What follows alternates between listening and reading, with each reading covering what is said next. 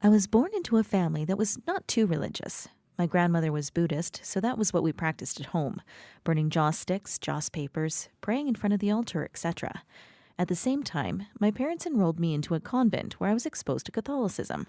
We said prayers and sang hymns every day, and I really enjoyed it. At that age, I never fully understood the concept of religion and the difference between the different creeds. I did not realize that individuals were expected to pick a religion.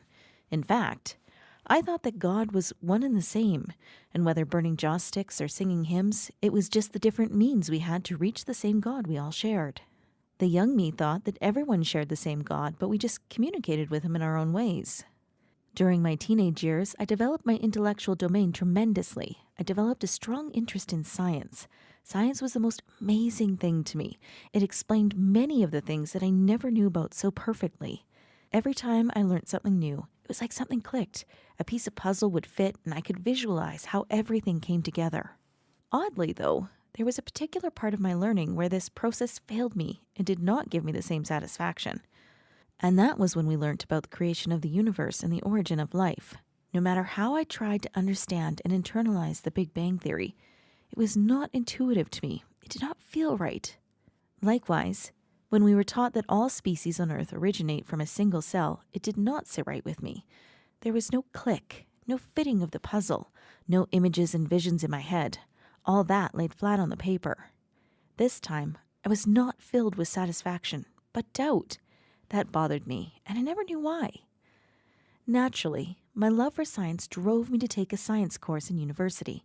I had previously developed an idolization of Darwin and his work. In that situation, there was no room for religiosity. No one could convince me otherwise because, come on, it's science. Science was my love. I aspired to be a scientist. I made a hobby out of challenging my religious peers on their beliefs, quoting them grand questions from Richard Dawkins and Christopher Hitchens that were meant to undermine their faith. They would often stumble and stutter, and I would feel triumphant as they would further reinforce my beliefs. During the last year of university, I met my husband.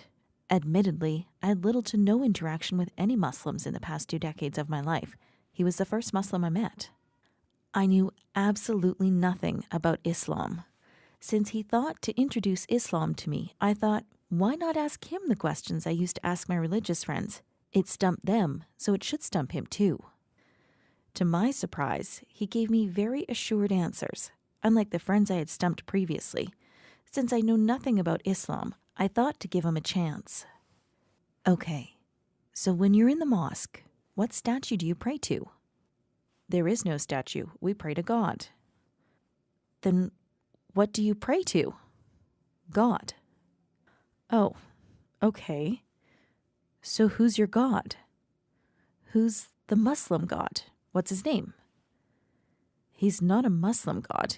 He is God, the one and only, the Creator. Allah just means the one and only God. As long as you believe in the Creator, there's no your God or my God. It's our God. So you pray at him upwards? We direct our prayers in a particular direction. Oh, is it some holy direction? No, it is towards the Kaaba. Oh, the black stone? You believe it to be magical and that it possesses mythical powers, right? No, it is just a block made of stone. Huh. Then what's so holy about it? It's not. Only Allah is divine. It simply focuses every Muslim's prayer in the same direction. This particular conversation shattered so many preconceived notions I had of religions.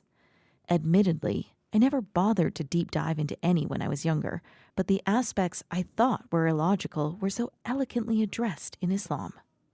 I wanted to find out more. He told me about the Prophet, who was unlettered, and the Quran, which has not been altered in the past 1400 years. I was intrigued. This was such a refreshing perspective to religion. Everything that I thought were clear signs that religions were man-made were not manifested in Islam. I remember thinking to myself, if someone made this up, that person must have been a genius. It was different, refreshing, intuitive. I felt the click. It made sense. All praise be to God. He opened my heart that day as I began on my journey in Islam.